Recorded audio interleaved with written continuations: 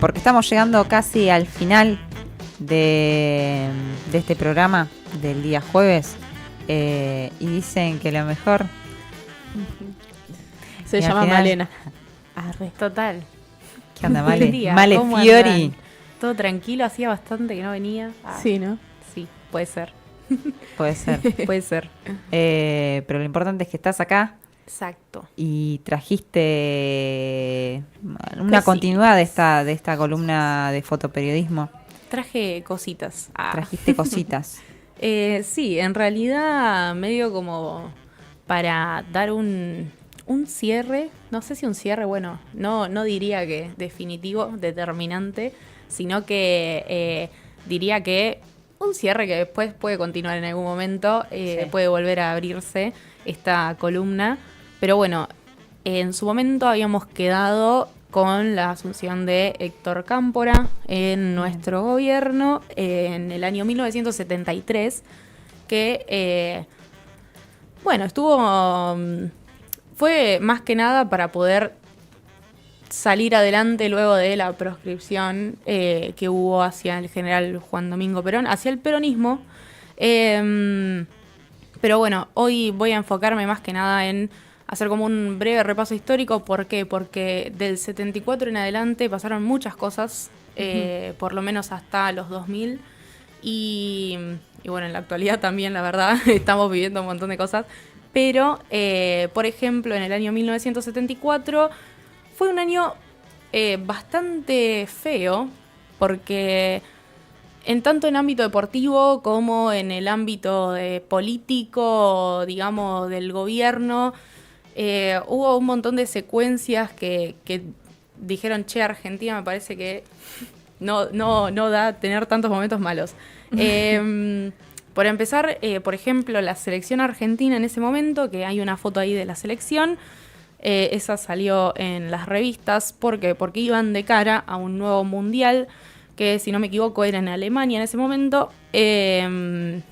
Y aunque tuvo una medianamente buena fase de grupos, quedó afuera rápidamente porque perdimos contra Países Bajos 4-0 en un partido que Argentina ni siquiera tocaría casi la pelota. O sea, fue como literalmente Un baile. un baile, sí, nos pasaron por arriba completamente. Y era como un poco la única esperanza que tenía en ese momento el pueblo argentino con el fútbol, y dijeron, che, no. Ni siquiera ves por acá. Sí, literal. Bueno, en lo deportivo eso, como que más que nada la selección, bueno, ya igual en el programa anterior habíamos mencionado un poco que, por ejemplo, también veníamos de no llegar ni siquiera a ningún campeonato internacional, o sea, pero bueno. Y después, ese mismo año, también el 1 de julio, fallece el general Juan Domingo Perón, que venía ya con una infección, venía enfermo, y bueno, y terminó sufriendo una insuficiencia cardíaca, que bueno, en principio había tenido un paro, fue reanimado, pero bueno, finalmente fallece ese 1 de julio, y hay una foto ahí de toda la gente despidiéndolo, muy masivo, y eso que, bueno, en ese momento obviamente el peronismo estaba en un momento complicado por todo lo que había pasado años anteriores con los dictadores, así que era como un momento muy chocante para la sociedad argentina y más que nada para el peronismo. Recordemos que ya hacía unos cuantos años que Evita había fallecido, y bueno, eso fue como un golpe muy duro, y en ese momento queda, digamos, en la presidencia María, perdón, estoy con los nombres, estoy media... María Estela Martínez de Perón, siempre me olvido el del medio. Pero bueno, hay como una secuencia. Yo no me quiero meter mucho en explicar cada detalle de ese momento, porque hoy pienso enfocarme más que nada en lo que fue la dictadura cívico-militar acá en Argentina.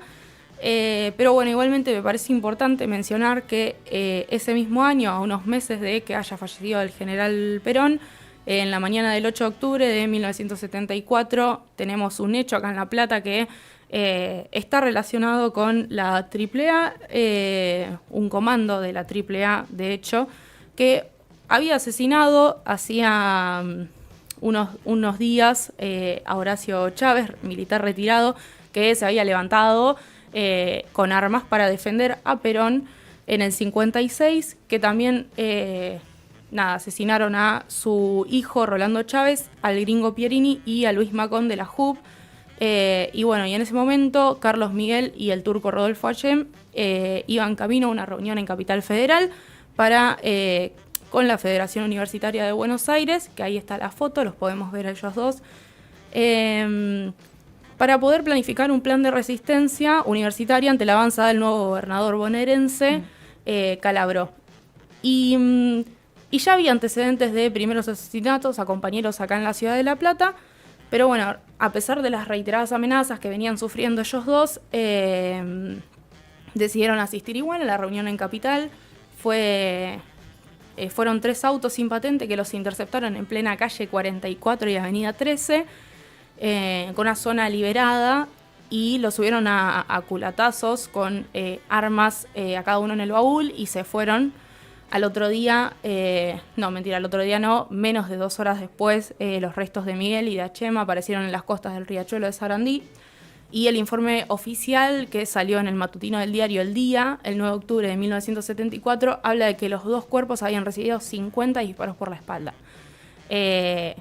Ahí empieza un poco no diría que empieza, pero sí que se sigue gestando este odio hacia el peronismo, este odio hacia cualquier persona que piense por los derechos de un otro, cualquier persona que piense por una democracia, y me parece que es como un poco, por ahí digo empieza, porque me parece que es el inicio de lo que fue después la dictadura cívico-militar en el 1976. No, desde ya además las solicitadas o los documentos que difundía la AAA hablan justamente de esto. Bueno, hay que salir a combatir a la infiltración marxista. Cualquier parecido con la realidad. Sí, y que incluso hoy fue lo que también Perón en sus últimos discursos un poco hablaba sobre esta diferenciación de el comunismo, el socialismo, y sí, eso, como esta distinción de lo que había pasado también con todo lo de la Guerra Fría, digo, o sea, había un contexto internacional que medio llevaba a que se discutan esas cosas, pero no por ahí como lo discutimos ahora, sino más bien desde la represión, desde ocultar, desde una mirada completamente negativa hacia lo que era el socialismo y el comunismo. Sí, también esto... Lo podemos marcar con la aparición de esto de la AAA, o pienso en la CNU, con esas estructuras más parapoliciales que convertían estos asesinatos y demás. Pero también recordemos que esto empieza en el 55, sí, con un bombardeo, ¿no? Desde ahí se empieza a cultivar este odio más acérrimo al peronismo, al antiperonismo. Y no sé, y lo pensaba, bueno, ahí traías a la experiencia de la FUN, que también se proponía toda una revolución en la universidad, que quedó trunca, pero porque también era un bastión de los sectores más conservadores. Exactamente. Y bueno, de hecho, de esto, por ahí último que mencioné de Miguel y Ayem, quiero recomendar una nota que hay en la revista Trinchera. Lean Trinchera, que la escribió Agus Flores, y la pueden buscar como Por la senda de Miguel y Ayem, Trinchera, revista Trinchera. Y bueno, y después, siguiendo un poco con la línea temporal, en el 75 asume Rodrigo como... bánquenme un toque. Sí. Se me fue ahora el nombre. Celestino Rodrigo, ahí está, perdón. Hay una foto ahí de él que asume con un argumento económico, él como ministro de Economía, si no me equivoco, de eliminar la distorsión de los precios relativos, impulsando igualmente unas medidas de shock que terminaron devaluando el peso, Aumentaron los servicios públicos, el transporte, los combustibles hasta el 180%. Y además los salarios reales quedaron completamente atrasados. Las medidas trajeron inflación, que pasó del 24% en 1974 al 182% en 1975, o sea, una locura.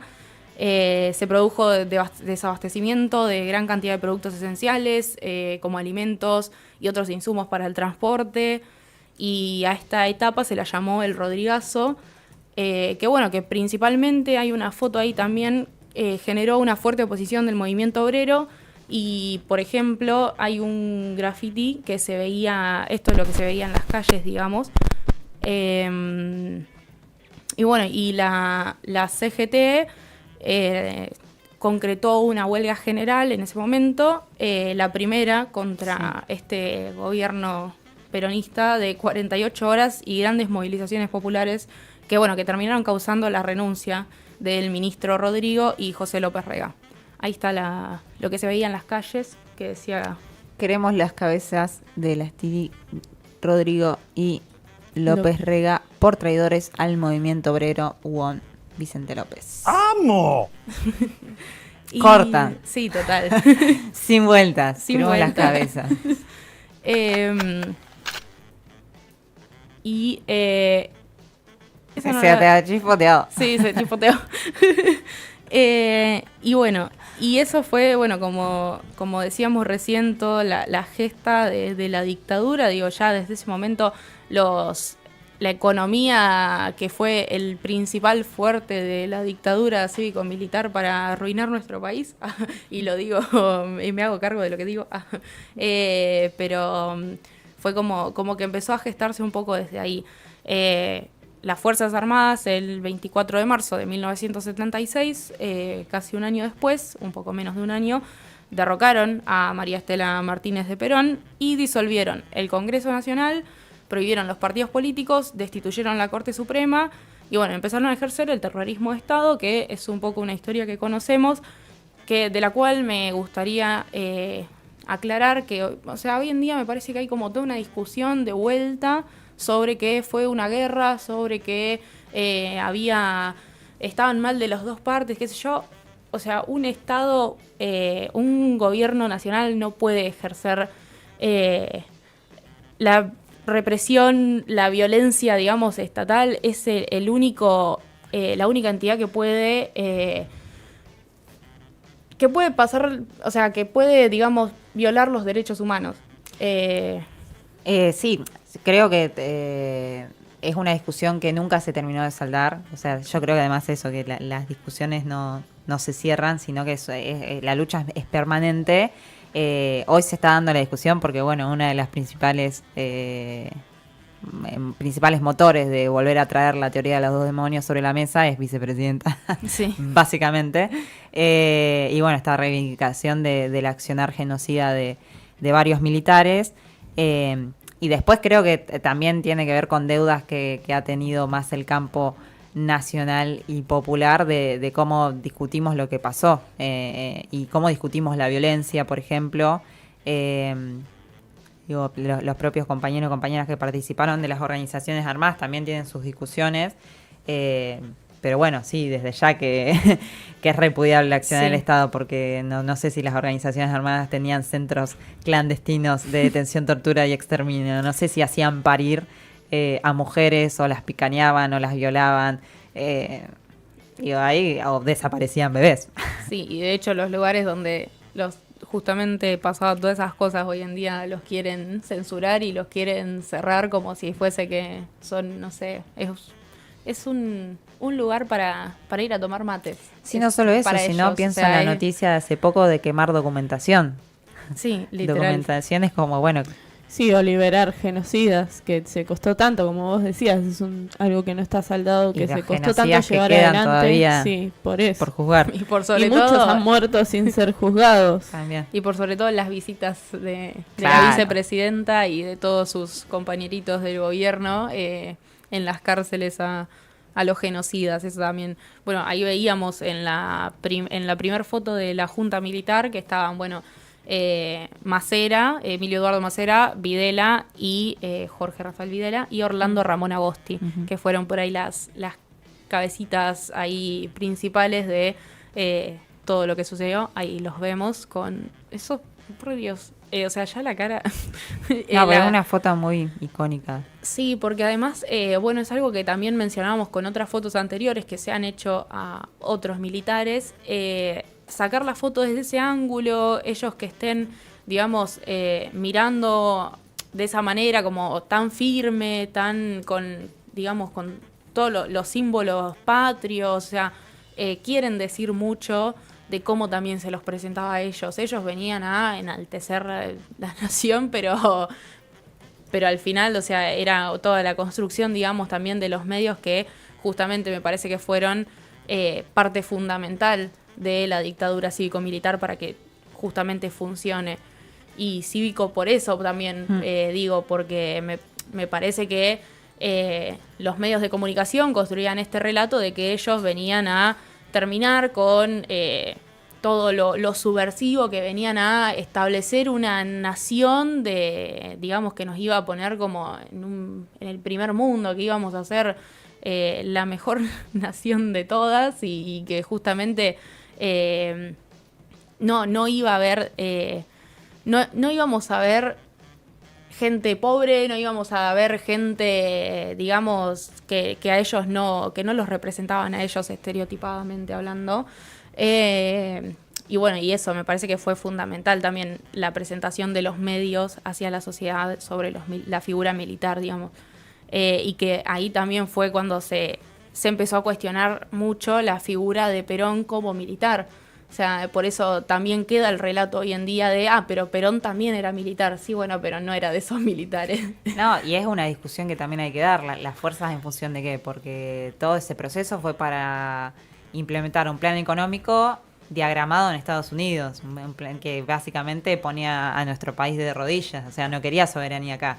Sí. Lo que hay que discutir son unas fuerzas armadas que defiendan la soberanía de nuestra patria y para eso hay que formarlos en valores patrióticos. Yo no creo que bajo la conducción de Petri, que también vuelve a hacer una continuidad de ese plan de miseria planificada que denunció Walsh en su carta abierta, le imprima otro valor, qué sé yo. Es mucha bandera argentina, pero para que después de fondo se abrazan a Estados Unidos o se arrodillan ante eso. Sí, literal. Y bueno, y quiero leer también el comunicado que salió ese día, cuando asumen, digamos, ahí, ese día dijeron: se comunica a la población que la Junta de Comandantes Generales ha resuelto que sea reprimido con la pena de reclusión por tiempo indeterminado el que por cualquier medio difundiere, divulgare o propagare comunicados o imágenes provenientes o atribuidas a asociaciones ilícitas o personas o grupos notariamente dedicados a actividades subversivas o al terrorismo. Será reprimido con reclusión de hasta 10 años el que por cualquier medio, bueno, etcétera, comunicados, imágenes con el propósito de perturbar, perjudicar o desprestigiar las actividades de las Fuerzas Armadas de Seguridad o policiales. Y ahí es cuando empieza también todo los medios de comunicación, digamos, por detrás de toda la prensa oficial y de todos los medios de comunicación que en ese momento estaban avalando la dictadura. Empiezan todas las denuncias, empieza, bueno, lo que muchos ya conocemos y de que tanto se ha hablado acá también.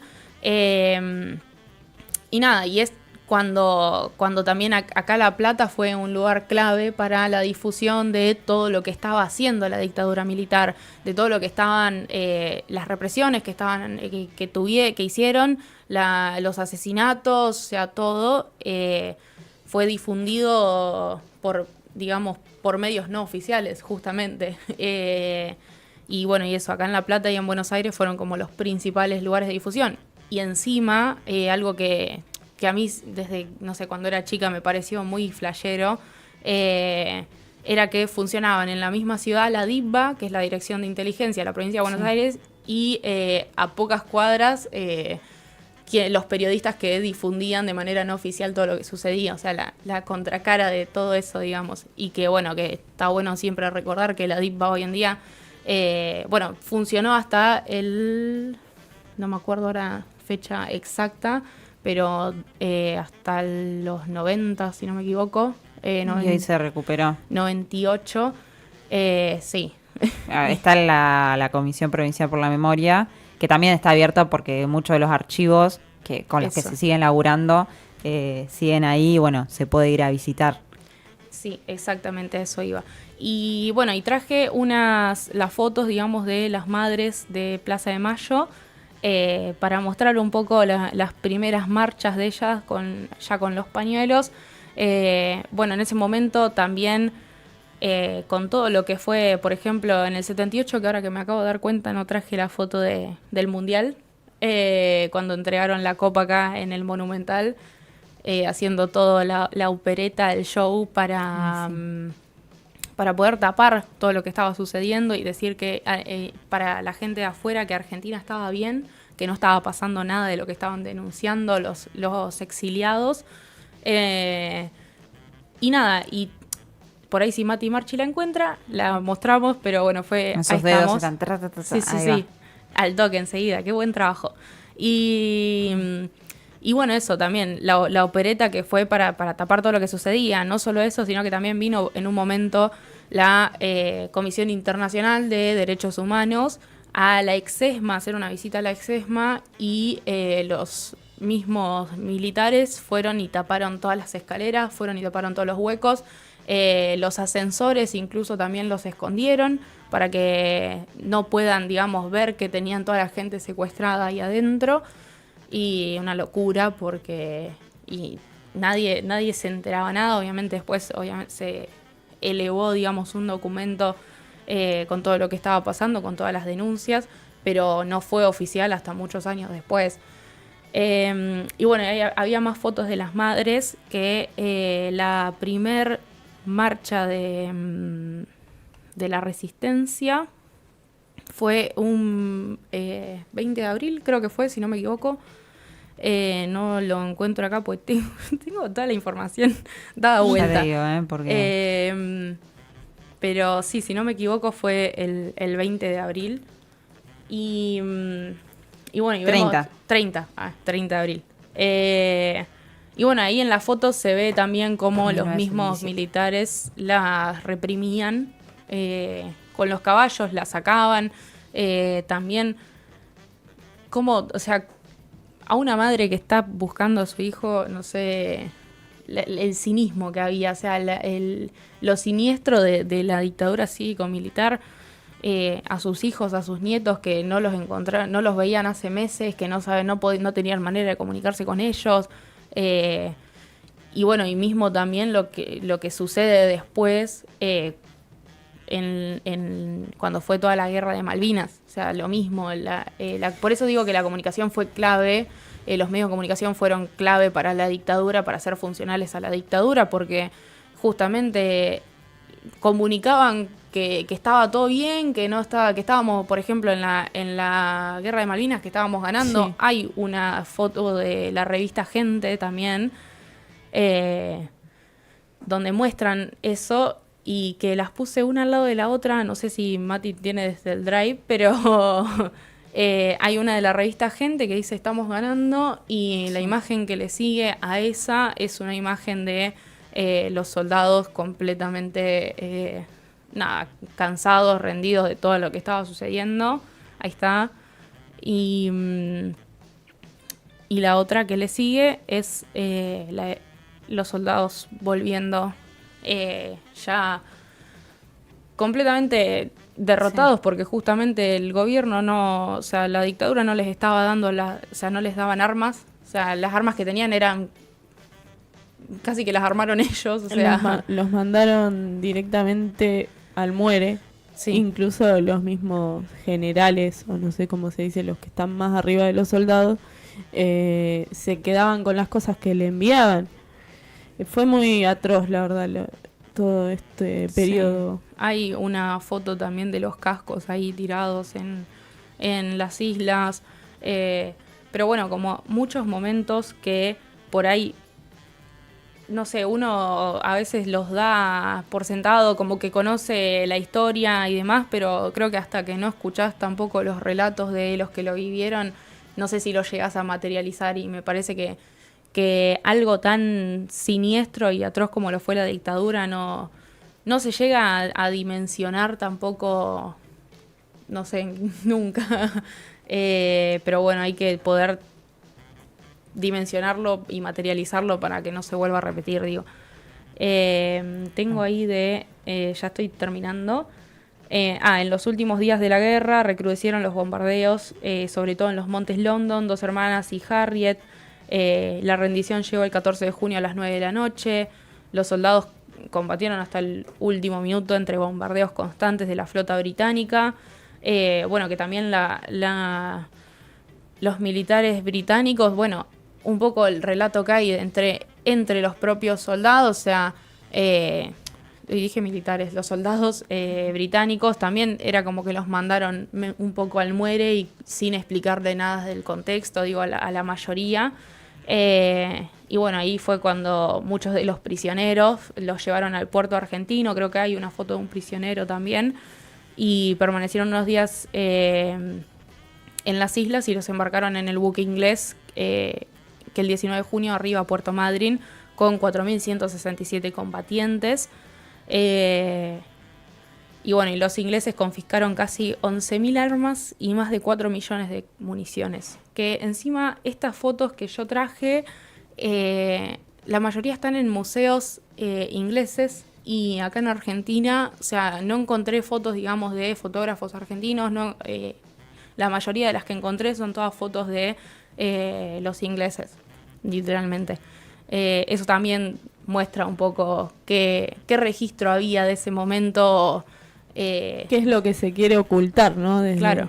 Desde nuestro país. Exactamente. Y bueno, eso. Y ya después, para cerrar un poco toda esta etapa, traje, bueno, cuando una foto de unos años después, bueno, en el 84 es que asume Alfonsín. No me acuerdo ahora. Sí, 83. 83 es donde asume Alfonsín, y bueno, y unos años después la vuelta de la democracia. Sí, la vuelta de la democracia. Qué bueno que muchos le dicen a ellos, no voy a decir que... Los padres de la democracia. Sí. Pero bueno, eso, nada. Y después hay una foto de un diario de Clarín que dice que Alfonsín se va el 30 de junio, y ahí es cuando Menem dice que asumiría en la peor crisis de la historia. ¿Por qué? Porque Menem Alfonsín se va en una situación económica fatal, sí. Completamente fatal. La hiperinflación. Sí. Y bueno, y después ya para representar a los 90 traje una última foto de Menem con, para mí, lo que fue el menemismo en realidad. Todo esto de la pizza con champán y todo el showcito que hizo, y bueno, y ahí para mí esa foto representa el menemismo.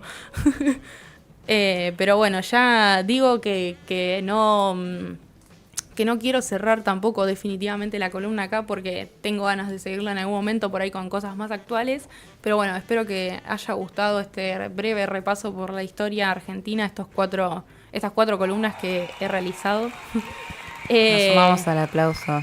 Y nada, espero que lo hayan disfrutado. La verdad que sí, gracias Malefiore.